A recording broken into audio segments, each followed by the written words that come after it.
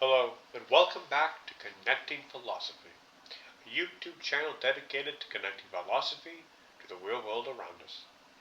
This video is video 2 of a 6-video series all about political philosophy, and this is the first video talking about the first of 4 distinct political philosophies that I believe has shaped the modern world, particularly the United States, Western Europe. In this first topic will all be about conservatism.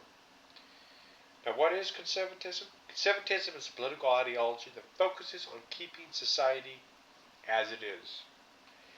Now, in this video, I want to make it clear, I'm talking about conservatism more broadly, not just in the case of something like American conservative movement, or well, you know, um, you know, the British Conservative Party. I'm talking about conservatism fairly broadly, and perhaps in the future there will be videos talking about it more narrowly.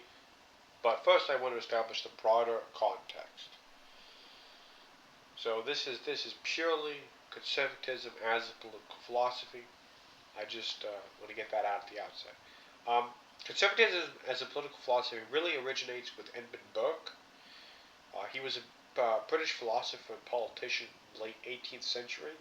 He was famously opposed to the French Revolution, siding with the monarchy.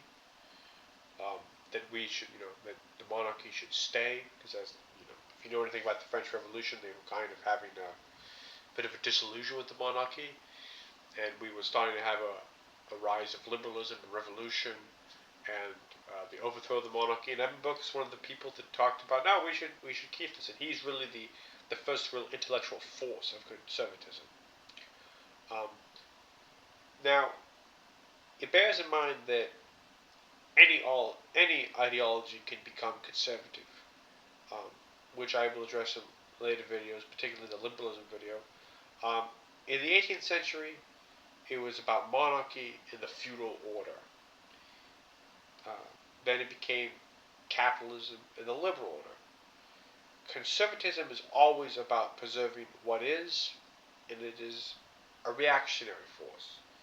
If something wants to progress society forward, conservatives always want to go, oh, no, we need to keep it as is. This is the way society ought to be. Now, furthermore, how does conservatism as a political philosophy connect the real world? Well, once I said, broadly speaking, conservatism is all about conserving what is. Conserving what is. Whether that's the feudalism, or capitalism, or in essence, a socialism could become conservative. It's all about conserving what is. That there's no reason to progress further. We've reached the pinnacle. Liberal democracy is the pinnacle. Then that becomes conservative. And specifically, conservatism acting as a reactionary force will sometimes attempt to even take society back to a previous era.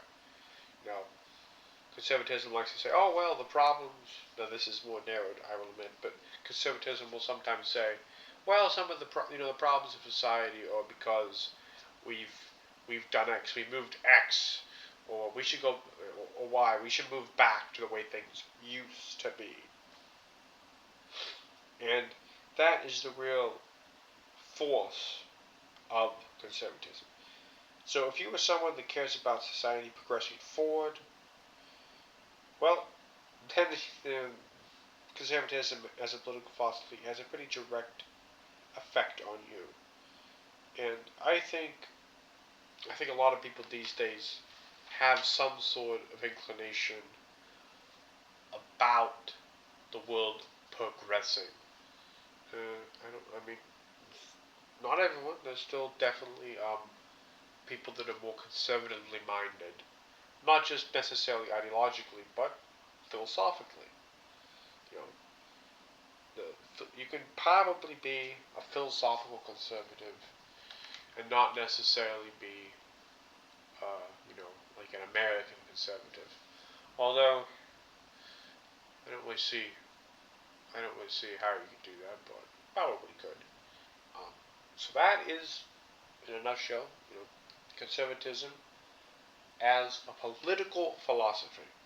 And once again, remember, it is about conserving society as it is.